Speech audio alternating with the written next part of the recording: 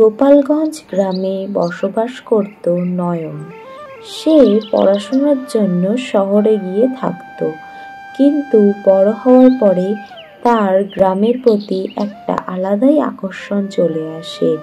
তাই সে শহর থেকে আবার গ্রামে ফিরে আসে।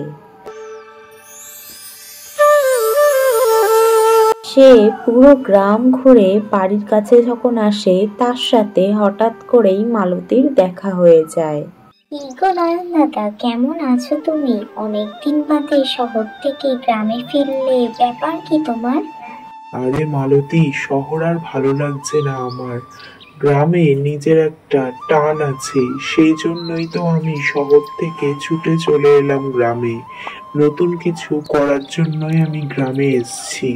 তুমি আবার গ্রামের জন্য কি করবে? তোমার গ্রাম কি পছন্দ হবে? কেন পছন্দ হবে না? আমি গ্রাম পছন্দ করি বলেই তো সেই টানে শহর থেকে সমস্ত কিছু ছেড়ে আমি গ্রামে ফিরে এসেছি।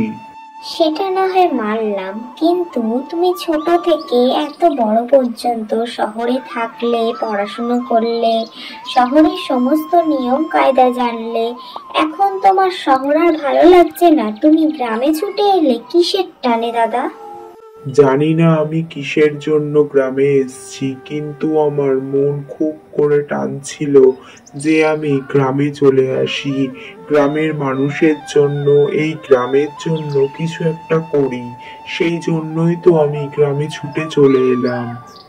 আচ্ছা ঠিক আছে, তোমার সাথে অনেক কথা হলো, যাও তুমি এখন গিয়ে বিশ্রাম নাও, কাল তোমার সাথে আবার কথা হবে।